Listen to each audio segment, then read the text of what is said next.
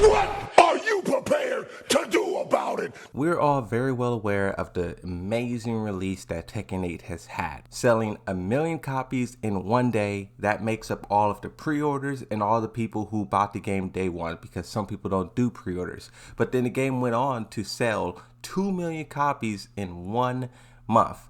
That, for a fighting game, was phenomenal. When you compare it to Street Fighter and Mortal Kombat, neither one of those games did that. And I know we're all die-hard Tekken fans. I'm a die-hard fan of Street Fighter and Mortal Kombat as well. Believe it or not, but I played those games for far more greater time than I did Tekken. I showed up to the franchise in Tekken Tag 2.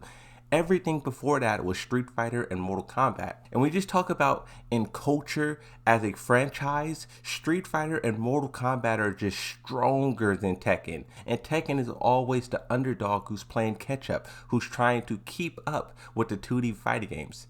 But this time around, Tekken 8 is leading. The success of Tekken 7 cannot be understated, bro. What that game did for not only the franchise of Tekken, you talk about turning around a failure and making it a titan, but then also you talk about just what it did for fighting games, esports. It really changed a lot of things, and I don't think we'll fully understand it until we get a few years away, because that's kind of how it is, right? We're still right here standing next to Tekken 7, but now we're like a month and a half away from the game, and we're kind of really getting into the groove of things. The balance patch is coming up, some DLC is coming up, the first character's on the way, for Tekken 7. Oh, and also the tournament's about to start. For Tekken 7, this is the thing too. Tournaments gave this game so much life, so much momentum, and we're finally about to get into that phase for Tekken 8, and we're going to see if it boosts the game the same way it did for Tekken 7. And the reason why I say all of this is because there's this news article that's kind of making waves right now. As of March 21st, 2024, 2024's best-selling games in the US so far. So this is just the US, but as we know for Tekken, Harada said in the past that the US makes up like a big chunk of Tekken's player base. I'll try to get the tweet exactly, but I think it went EU at, I believe, like 50 or 60%, and then it was US at about like 30-40%, as in the rest of the world was like just like 10-15% of the player base. So these are two massive portions of not only gaming, but gaming for Tekken. Now when you scroll down through this list, it talks about top sellers. Circana, a research group formerly known as NPD, has published their latest monthly US sales reports, revealing which games sold the best during the year so far. Sony Helldivers 2 pushed past Modern Warfare 3 and became 2024 best-selling game so far in the US. The reporting period covers December 30th, 2023 through March 2nd, 2024. The rest of the top 5 included Modern Warfare 3,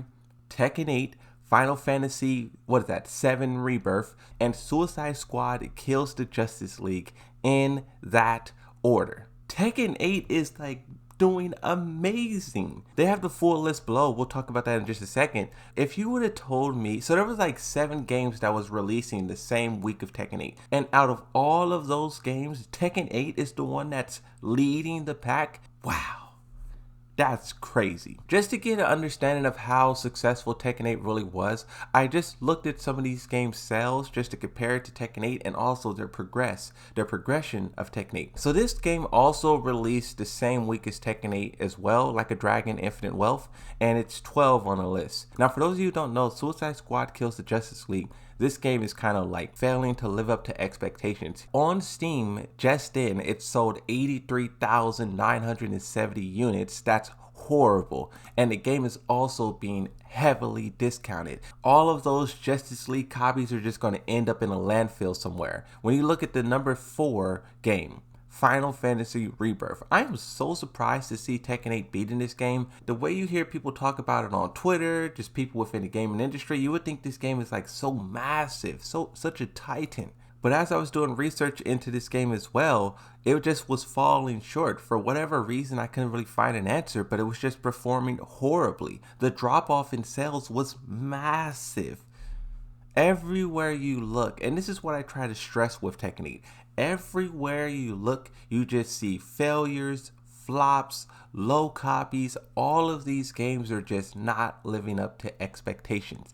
But then when you get to number 3 on the list, Tekken 8, a fighting game. The only games that's above it is Modern Warfare 3. We all know how massive of a game that is in the US. And above that is Helldivers 2, which was just a success that no one's seen coming. This is one of those things where like word of mouth is like pushing this game so far beyond everything. But see, this is why I started off the video talking about Tekken 8's success and their season passes, DLC characters, and tournaments, because in a way, that stuff kind of act as word of mouth as well. I really want to see if Tekken 8 can do it, bro.